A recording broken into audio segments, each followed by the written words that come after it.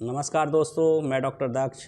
इस वीडियो में आप सभी का बहुत बहुत स्वागत करता हूं। दोस्तों, आज 17 फरवरी 2024 का जो यूपी पुलिस का एग्ज़ाम हुआ है उसका सेकंड शिफ्ट के जो पेपर है उसके सॉल्यूशन की आज हम चर्चा कर लेते हैं। वो सॉल्यूशन किस तरीके से है।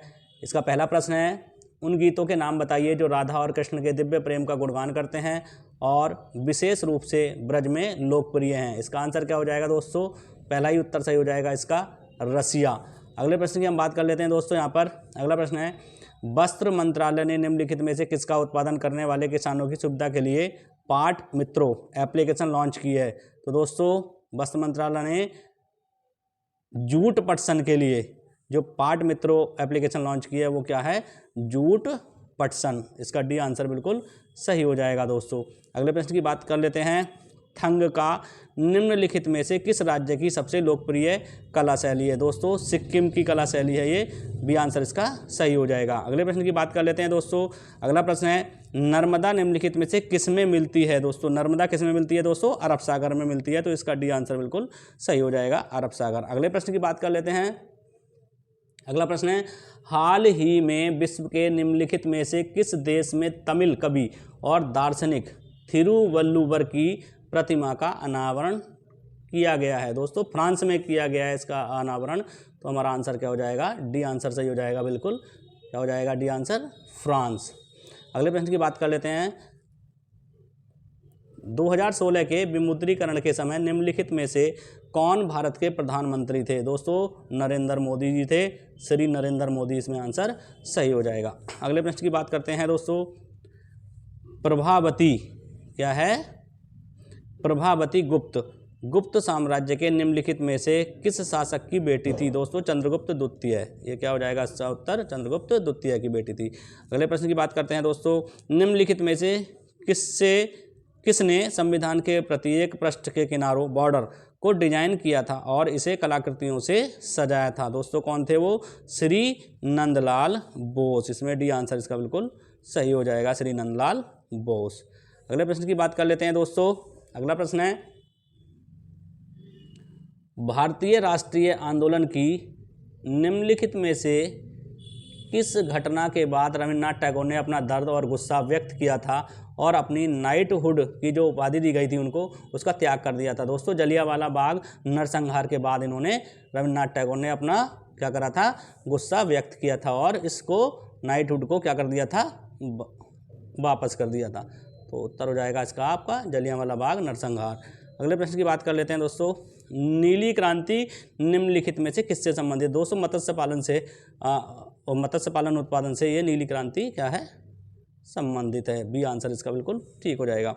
अगले प्रश्न की बात कर लेते हैं दोस्तों, ऐसी अर्थव्यवस्था जिसमें निजी क्षेत्र और सरकार दोनों हों निम्नलिखित में से क्या कहलाती है? मिश्रित अर्थव्यवस्था कहलाती है दोस्तों। क्या कहलाती है? मिश्रित अर्थव्यवस्था। अगले प्रश्न की तरफ देखते हैं। अगला प्रश्न है, हाल ही में उत्तर प्रदेश के निम्नलिखित में से किस जिले में प्रथम पूर्ण बालिका सैनिक स्कूल का उद्घाटन किया गया है? दोस्तों, किस में किया गया है? मथुरा में किया गया है। इसका आंसर क्या हो जाएगा? मथुरा। डी आंसर सही हो जाएगा।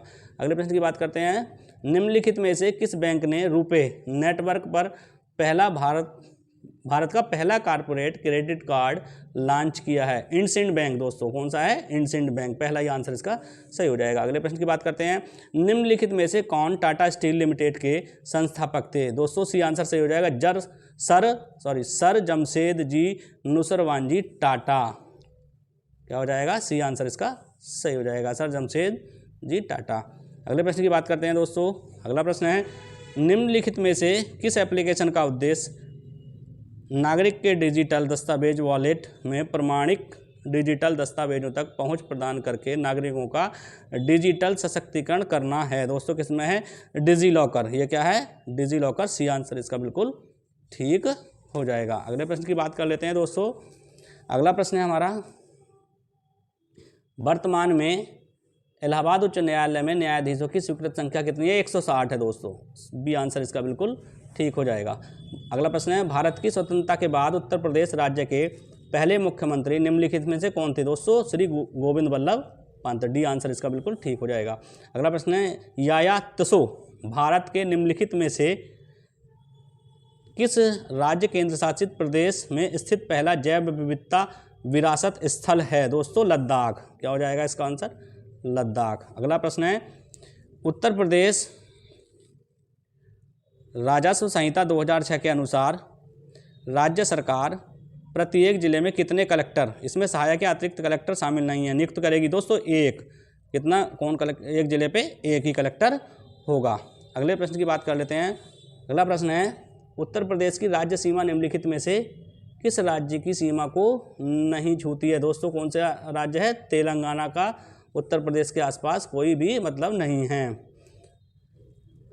अगले प्रश्न की बात करते हैं। दक्षिण भारत की सबसे ऊंची चोटी अनामुड़ी है जो निम्नलिखित में से किस पर्वत श्रृंखला में स्थित है? दोस्तों दक्षिण भारत में कौन सी पर्वत श्रृंखला है? नीलगिरी श्रृंखला है, तो नीलगिरी इसका उत्तर हो जाएगा। अगले प्रश्न की बात करते हैं दोस्तों, निम्नलिखित में से कौन सी एक व्यापक और दूरदर्शी पहल है जिसका उद्देश्य उत्तर प्रदेश राज्य में महिलाओं को सुरक्षा, सलामती और आत्मनिर्भरता के लिए सशक्त बनाना है? दोस्तों क्या हो जाएगा? मिशन शक्ति इसका उत्तर हो जाएगा। डी आंसर सही हो जाएगा, मिशन शक्ति की बात करिए। अब हम दोस्तों जो करंट जी के जीएस है उसकी बात कर लेते हैं। वो इस तरीके से है। पहला प्रश्न है इसका, निम्नलिखित में से कौन सा भारत का सर्वोच्च नागरिक पुरस्कार है? दोस्तों भारत रत्न, जो अभी आपको देखा है आपने कि कई लोगों को भारत रत्न दिया गया है।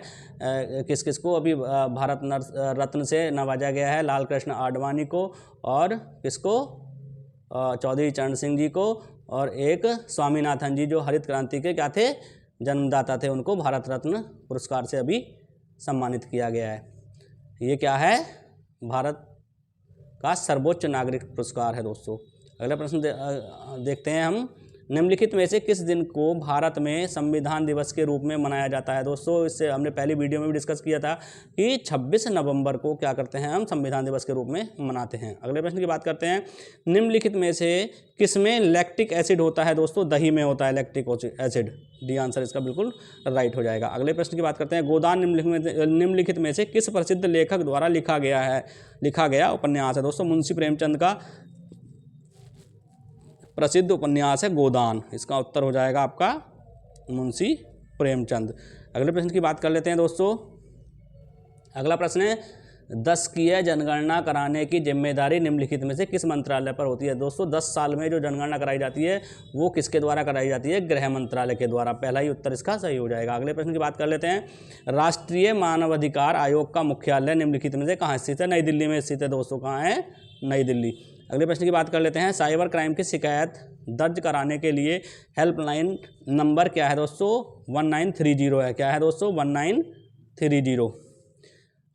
अगला प्रश्न है दोस्तों, गुड़ी पड़वा निम्नलिखित में से किस राज्य का वसंत समय का त्यौहार है? दोस्तों अभी बसंत चल रहा है, अभी आपने बसंत पंचमी मनाई है, और गुड़ी पड़वा महाराष्ट्र का एक बसंत का त्यौहार है, बसंत समय का। सी आंसर इसका बिल्कुल ठीक हो जाएगा दोस्तों। अगले प्रश्न की हम बात कर लेते हैं। अगला प्रश्न है हमारा, आर्यभट्ट प्रेक्षण विज्ञान अनुसंधान संस्थान उत्तराखंड राज्य के निम्नलिखित में से किस जिले में स्थित है? दोस्तों किस में स्थित है? नैनीताल में स्थित है। बी आंसर इसका बिल्कुल ठीक हो जाएगा। अगले प्रश्न की बात करते हैं। G20 का पूर्ण रूप क्या है? G20 का पूर्ण रूप है दोस्तों ग्रुप ऑफ 20। क्या है? डी आंसर इसका बिल्कुल ठीक हो जाएगा, ग्रुप ऑफ 20। अगला प्रश्न है, भारत का सबसे बड़ा अंतर विभागीय अभिसरण कार्यक्रम ऑपरेशन कायाकल्प निम्नलिखित में से किस राज्य की सरकार द्वारा शुरू किया गया है? दोस्तों उत्तर प्रदेश। सी आंसर बिल्कुल आपका सही हो जाएगा। अगले प्रश्न की बात करते हैं दोस्तों। उत्तर प्रदेश पुलिस की टैगलाइन क्या है? क्या है दोस्तों? सुरक्षा आपकी संकल्प हमारा। सी आंसर बिल्कुल सही हो जाएगा, सुरक्षा आपकी संकल्प हमारा। अगले प्रश्न की बात करते हैं। भारत का निम्नलिखित में से कौन सा पड़ोसी देश भारत के साथ भूमि सीमा साझा नहीं करता है? दोस्तों मालदीव। मालदीव बिल्कुल अलग है दोस्तों। भारत की सीमा से भूटान, म्यांमार, जिसको बर्मा कहते हैं, और नेपाल, तीनों ही लगे हुए हैं भारत की सीमा से। अगले प्रश्न की बात कर लेते हैं दोस्तों। टोक्यो एशिया के निम्नलिखित में से किस देश की राजधानी है? दोस्तों जापान की राजधानी है ये टोक्यो। बी आंसर बिल्कुल करेक्ट हो जाएगा। अगले प्रश्न की बात करते हैं दोस्तों। संयुक्त राज्य अमेरिका में स्थित ग्रांड कैनियन निम्नलिखित में से किस नदी द्वारा निर्मित किया गया था? दोस्तों कोलोराडो जो नदी है उसके द्वारा निर्मित किया गया है। इसका सी आंसर बिल्कुल करेक्ट हो जाएगा। अगले प्रश्न की बात करते हैं और ये अंतिम प्रश्न है जीके जीएस का। भारत में राष्ट्रव्यापी जीएसटी का विचार सबसे पहले निम्नलिखित में से किसके द्वारा प्रस्तावित किया गया था? दोस्तों केलकर टास्क फोर्स के द्वारा। डी आंसर बिल्कुल इसका करेक्ट हो जाएगा। तो दोस्तों आज का वीडियो हमें कैसा लगा कमेंट बॉक्स में ज़रूर बताएं और अगले कल का जो पेपर है उसका हम सॉल्यूशन ज़रूर डालेंगे, आप ज़रूर देखें। चैनल को लाइक करें, सब्सक्राइब करें, शेयर करें। दोस्तों विदा लेते हैं, नमस्कार, जय हिंद, जय भारत।